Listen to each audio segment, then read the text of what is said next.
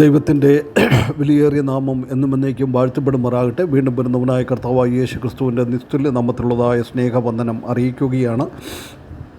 ദൈവത്തിൻ്റെ അളവറ്റ കൃപയാൽ ഈ ദിവസങ്ങളിൽ വെളിപ്പാട് പുസ്തകം 17-ാം അധ്യായത്തിൽ നിന്ന് നാം അവസാന സമയത്ത് ജാതി വ്യവസ്ഥയ്ക്ക് നാശം വരുത്തുന്ന കർത്താവിൻ്റെ പ്രവർത്തനങ്ങൾ വെളിപ്പാട് പുസ്തകം 17-ാം അധ്യായത്തിൽ നാം കണ്ടുകൊണ്ട് ഇരിക്കുകയാണ്. ബാബിലോണിയ സിദ്ധാന്തത്തെ, മതത്തെ നശിപ്പിക്കുന്ന അനുഭവം. കഴിഞ്ഞ ദിവസം നാം അതിൻ്റെ 3-ാമത്തെ വാക്യത്തിൻ്റെ ആരംഭഭാഗം നാം കാണുകയുണ്ടായിരുന്നു. അവൻ എന്നെ ആത്മാവിൽ മരുഭൂമിയിലേക്ക് കൊണ്ടുപോയി.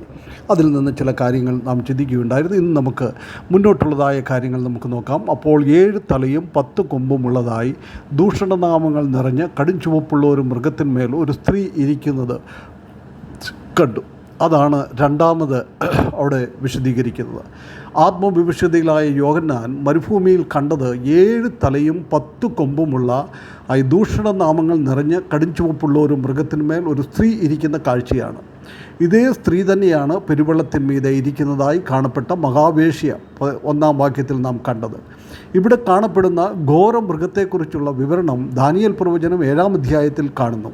യോഹന്നാൻ മരുഭൂമിയിൽ കാണുന്ന ഈ മൃഗം തന്നെയാണ് വെളിപ്പാട് 13-ാം അധ്യായത്തിൽ സമുദ്രത്തിൽ നിന്ന് കയറി വന്ന മൃഗം അഥവാ എതിർ ക്രിസ്തു. വെളിപ്പാട് 13:1 അപ്പോൾ 10 കൊമ്പും 7 തലയും, കൊമ്പുകളിൽ 10 രാജമുടിയും, തലയിൽ ദൂഷണനാമവും ഉള്ള ഒരു മൃഗം സമുദ്രത്തിൽ നിന്ന് കയറുന്നത് ഞാൻ കണ്ടു.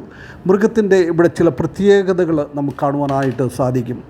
7 തലയുള്ള മൃഗം. 7 എന്നത് പൂർണ്ണതയെയും തല പൊതുവെ നേതൃത്വത്തെയും കുറിക്കുന്നു. 7 തല ഭീതി ഉളവാക്കുന്ന രൂപത്തെയും മറ്റുള്ളവരെ നയിക്കുവാനുള്ള സമ്പൂർണ്ണ നേതൃത്വ പാടവത്വത്തെയും വെളിപ്പെടുത്തുകയാണ് ചെയ്യുന്നത്. കൂടാതെ 7 തല എന്നത് 2 കാര്യങ്ങളുടെ ആലങ്കാരിക പ്രയോഗമായിട്ട് കണക്കാക്കാം. ഒന്നാമത്, റോമൻ സാമ്രാജ്യം 7 മലകളിൽ പണിതിരിക്കുന്നതിനാൽ പ്രസ്തുത മലകളിലെ 7 പട്ടണങ്ങളായിരിക്കാം എന്ന് ഒന്നാമത്തെ അഭിപ്രായം. രണ്ടാമത്തെ അഭിപ്രായം, മഹാപീഡന കാലത്ത് ലോക ഭരണാധികാരിയായി എഴുന്നേൽക്കുന്ന 7 രാജ്യങ്ങളുടെ തലവനായ ഭരണാധികാരിയായിരിക്കാം ഈ തല. ആ 7 ഭരണകൂടങ്ങൾ നമുക്കറിയാം. മിസ്രയീം, അശൂർ, ബാബിലോൺ, മേദിപേർഷ്യ, ഗ്രീസ്, റോം എന്നിവയാണ്. 6 സാമ്രാജ്യങ്ങൾ.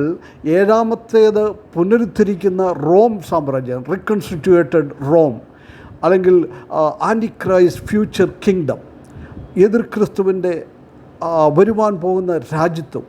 അതാണ് ഇവിടെ നാം കാണുന്നത്. യോഹന്നാനുണ്ടായ മരുഭൂമിയിലെ ദർശനത്തിൽ 7 തലയെക്കുറിച്ചുള്ളതായ വിശദീകരണം ദൂതൻ പറഞ്ഞു കൊടുത്തിട്ട് ഉണ്ട്. 9-ാം വാക്യത്തിലും അതുപോലെ തന്നെ 10-ാമത്തെ വാക്യത്തിലും നാം കാണുന്നത് തല 7, സ്ത്രീ ഇരിക്കുന്ന 7 മലയാകുന്നു, അവ 7 രാജാക്കന്മാരുമാകുന്നു. അപ്പോൾ ആ രീതിയിലും മലയായിട്ട് റോമായിട്ടും ആ രാജ്യങ്ങളായിട്ടും നമുക്ക് അതിനെ കാണുവാനായിട്ട് സാധിക്കും. രണ്ടാമത് കാണുന്നത് 10 കൊമ്പാണ്. തിരുവചനത്തിൽ കൊമ്പ് ശക്തിയെയും രാജകീയ അധികാരത്തെയും വെളിപ്പെടുത്തുന്നു. കൂടാതെ കൊമ്പ് ആക്രമണത്തെയും പ്രതിരോധത്തെയും കുറിക്കുകയാണ്. Attack and defence. 10 എന്ന സംഖ്യ പരീക്ഷണത്തെ, ടെസ്റ്റിംഗ്, സാർവത്രികത്വത്തെ, യൂണിവേഴ്സാലിറ്റി, ഭരണപരമായ പൂർണ്ണതയെ, കംപ്ലീറ്റ്നെസ് ഓഫ് അഡ്മിനിസ്ട്രേറ്റീവ് പവർ, ഇതാണ് ഈ 10 എന്ന സംഖ്യ കൊണ്ട് നമുക്ക് മനസ്സിലാക്കുവാനായിട്ട് സാധിക്കുന്നത്. മഹാപീഡന കാലത്ത് പുനരുദ്ധരിക്കപ്പെടുന്ന റോമാ സാമ്രാജ്യത്തിൽ 10 രാജ്യങ്ങൾ ചേർന്നുണ്ടാക്കുന്ന സത്യത്തിൽ ഭരണം നടത്തുന്ന സംയുക്ത രാജ്യങ്ങളിലെ 10 രാജാക്കന്മാരെയും 10 കൊമ്പ് കുറിക്കുന്നു. അത് ദാനിയേൽ 7:24-25 വാക്യത്തിൽ, അതുപോലെ തന്നെ വെളിപ്പാട് 17-12 വാക്യം. 10 കൊമ്പിനെക്കുറിച്ചുള്ള അർത്ഥവും യോഹന്നാന് മരുഭൂമിയിലെ ദർശനത്തിലൂടെ പറഞ്ഞു കൊടുത്തിട്ടുണ്ട്. 17-ാം അധ്യായം 12-ാമത്തെ വാക്യത്തിൽ, നീ കണ്ട 10 കൊമ്പ് 10 രാജാക്കന്മാർ, അവർ ഇതുവരെയും രാജ്യത്വം പ്രാപിച്ചിട്ടില്ല, മൃഗത്തോട് ഒന്നിച്ച് 1 നാഴിക നേരത്തേക്ക് രാജാക്കന്മാരെ പോലെ അധികാരം പ്രാപിക്കും. നെബൂഖദ്നേസർ കണ്ട ആ ബിംബത്തിൻ്റെ 10 കാലിൻ്റെ വിരലുകൾ, അതുപോലെ തന്നെ ദാനിയേൽ കണ്ട മൃഗത്തിൻ്റെ ആ 10 കൊമ്പുകൾ, അത് ഇതിനെയാണ് കാണിക്കുന്നത്. മൂന്നാമതായിട്ട് ഈ മൃഗത്തിൻ്റെ സ്വഭാവം എന്ന് പറയുന്നത് ദൂഷണനാമങ്ങൾ വഹിക്കുന്നു. 7 തലയുള്ളതിനാൽ 7 തലയിലും ദൂഷണനാമങ്ങൾ എഴുതപ്പെട്ടിരിക്കുന്നു എന്ന് കരുതാം. സാത്താൻ്റെ പ്രവൃത്തി സദാസമയം ദൈവത്തെ ദുഷിക്കുക എന്നുള്ളതാണ്. ആകയാൽ അവൻ്റെ ഹിതത്തിനൊത്ത് പ്രവർത്തിക്കുന്ന മൃഗത്തിൻ്റെയും സ്വഭാവത്തെയാണ് തലയിൽ ദൂഷണനാമങ്ങൾ വഹിക്കുന്നത് എന്നുള്ളത് കൊണ്ട് കാണുന്നത്. ദൈവമക്കളെയും ദൈവത്തെയും ദുഷിക്കുന്ന ഒരു സ്വഭാവം. 4-മതായിട്ട് നാം കാണുന്നത് കടും ചുവപ്പുള്ള ഒരു മൃഗം, സ്കാർലറ്റ് ബീസ്റ്റ്.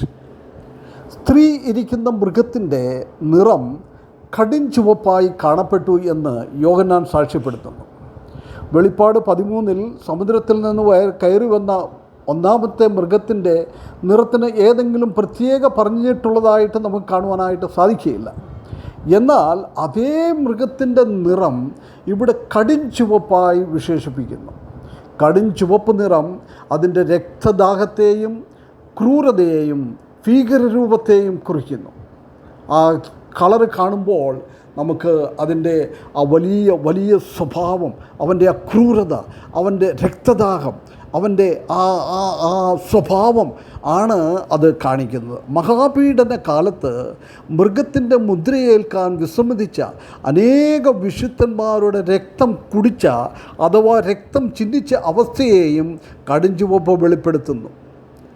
അതിഭയങ്കരമായിട്ടുള്ളതായ രക്തം, ദൈവമക്കളുടെ, ഇസ്രായേൽ മക്കളുടെ അനേകരെ കൊന്നുകളഞ്ഞ ആ രക്തത്തിൻ്റെ ആ അവസ്ഥയാണ്, താൻ മറ്റുള്ളവരോട് എതിർക്കിടുന്ന ആ സ്വഭാവത്തെയാണ് ഇവിടെ നമുക്ക് അതിൻ്റെ കടും ചുവപ്പ് കാണുന്നത്.